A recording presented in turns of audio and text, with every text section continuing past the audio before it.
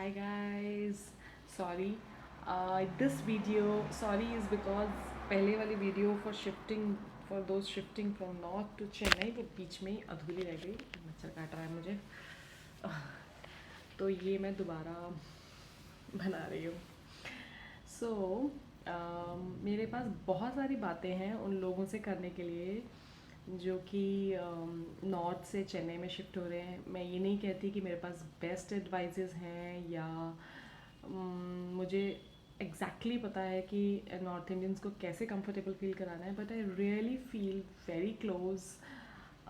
It's like they are my brother sisters और friends जिनसे मैं बातें करना चाहती हूँ और बताना चाहती हूँ चेन्नई के बारे में। हो सकता है उसमें से कुछ चीज़ें आपको सच में बहुत हेल्पफुल हो और आपका रहना बहुत स्वीट बन जाए और आपको it feels like home to you, and that's like best for me if it works like that. तो मैं ये कहना चाहूँगी कि दो तीन चीज़ें हैं जो लोग मेजरली पूछते हैं। एक है खाने के बारे में, एक है वेदर के बारे में। सो let's start with the weather because I think it's short and it might not have great news for you, but yeah, still. तो जहाँ तक वेदर की बात आती है, जो लोग जनवरी फरवरी मार्च में शिफ्ट कर रहे हैं, मुझे लगता है आइडियल है, क्योंकि अभी भी समर पूरी तरीके से शुरू नहीं हुआ है and you have time to make friends with Chennai, because Chennai has things to offer you in terms of beaches, in terms of temples. तो अगर आप बिल्कुल समर्स में शिफ्ट करेंगे तो बहुत गर्मी रहता है दिन में, तो शायद आप ऐसी जगहों पे जा ना पाएँ और फिर आपको लगे कि अरे मैं कहाँ फंस गए।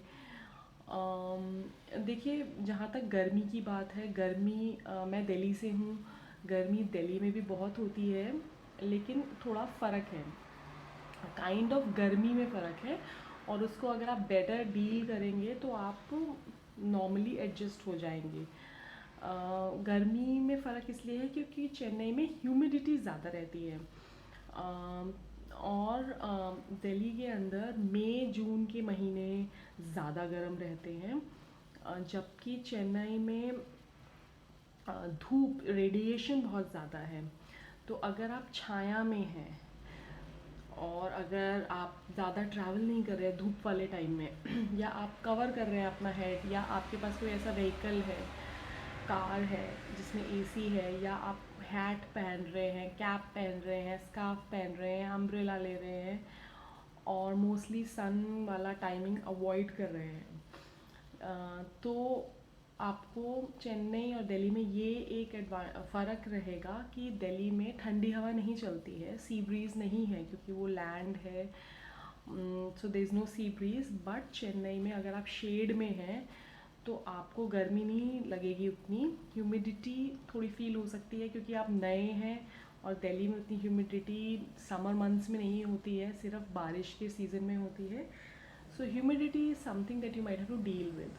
तो जब मैंने शिफ्ट किया था, जब आप घर लेते हैं तो अगर आप रेंट पे घर ले रहे हैं या ख़रीद रहे हैं, जैसे भी है, तो आप किस डायरेक्शन से विंड आती है, कितना एयरी है आपका घर, उस पर बहुत आपका लिविंग के एक्सपीरियंस में बहुत फ़र्क पड़ेगा। अगर आप टॉप फ्लोर लेंगे तो डेफिनेटली रेडिएशन से छत गर्म हो जाती है। ये मुझे पर्सनली टॉप मोस्ट रहता है मेरी प्रायोरिटी में, जब मैं कभी भी घर सेलेक्ट करती हूँ। तो ये चीज़ें अगर आप माइंड में रखेंगे घर लेते टाइम की, डायरेक्शन ऑफ विंड क्या है, दोपहर के बाद विंड का डायरेक्शन यहाँ चेंज होता है ना। मुझे इसके बारे में टेक्निकली इतना नहीं पता है, मगर आप जब घर लें तो आप डेफिनेटली गूगल कर सकते हैं, और उस घर में खिड़कियाँ किस डायरेक्शन में हैं, कहाँ से हवा किस डायरेक्शन से किस डायरेक्शन फ़्लो करती है, वो चीज़ें बहुत मैटर करेंगी लॉन्ग रन में आपके लिए। So this is about how you can make yourself feel comfortable in Chennai during summers. Or so this is about weather. I'm so sorry, I'm going in dark. Need to drink some water. तो ये है weather को लेकर।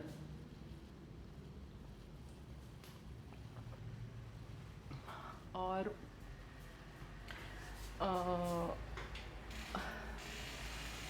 सो of course humidity है, गर्मी है, मगर वो अभी जैसे मैं बिना पंखे के बैठी हूँ, तो जनवरी फरवरी में, सर्दियों में एक्चुअली यहाँ रेंज शुरू होंगी सितंबर अक्टूबर में, तो उस समय तो अक्टूबर नवंबर दिसंबर आपको बहुत अच्छा लगेगा।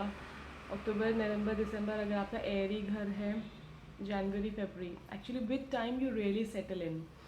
स्पेशली जो मदर्स हैं जिनके बच्चे छोटे हैं, उनको नॉर्थ से बहुत अच्छा लगता है चेन्नई, क्योंकि बच्चों के साथ आपको मालूम है बहुत बार उनको बहुत ज़्यादा कपड़े पहनाना, उनको डाइपर्स चेंज करना, वो सारे इश्यूज़ चेन्नई में नहीं होते हैं क्योंकि ठंड नहीं है, तो you are not worried about all that. So that's about weather. Then second thing is I feel कहीं भी हम जब जाते हैं तो वहाँ पे हमें उस जगह के साथ फ्रेंडशिप बनाने में बहुत सारे फैक्टर्स हेल्प करते हैं। मुझे पर्सनली ऐसा लगता है कि मोर देन ऑलमोस्ट लॉजिस्टिकली जैसे हम फूड और वेदर के बारे में सोचते हैं, उससे ज़्यादा जैसे हम बचपन में अपनी नानी दादी चाची के यहाँ जाते थे, लोग बोलते थे मन लग गया, मन लग गया। तो ये मन लगाने वाली जो बात है उसको हम ऐसे मुझे लगता है कि हम कहीं नई जगह में जा रहे हैं, चेन्नई आके रह रहे हैं, तो Chennai has few things to offer you आपका मन लगाने के लिए। एक है कि बीचेस पे आप टाइम स्पेंड कर सकते हैं। If you are a bachelor तो you can plan your day in such a way कि आप मॉर्निंग्स या इवनिंग्स में बीच जा पाए। कुछ बीचेस बहुत ग्रेट लुकिंग तो नहीं है, लेकिन always sunrise is beautiful to see. You don't have to be so particular about quality of sand or dirt and all that. Mornings में if you go, it's and if you like peaceful mornings, beautiful mornings, so to see a sunrise on a beach is beautiful.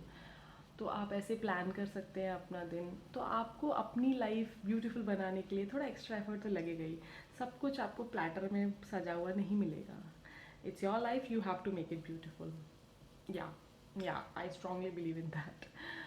तो you can visit beaches and then एक saint Thomas mount है, वहाँ पे ऊपर एक church है। तो वो थोड़ा एलिवेटेड है, एयरपोर्ट के पास है ये जगह। तो वहाँ चर्च है, एलिवेटेड है, तो प्लेन ऊपर से जाता है। जब मैं फ़र्स्ट टाइम गई थी इट वॉज ट्रूली मैजिकल, क्योंकि दिल्ली में इतनी ओपन स्पेसेस नहीं है। तो चेन्नई में if you are a peace lover, if you like open spaces, you would like beaches, you would like place like Saint Thomas Mount. तो आप you make friends with such places. और अब तो चेन्नई में मेट्रो भी है, तो आप इजीली ट्रैवल कर सकते हैं।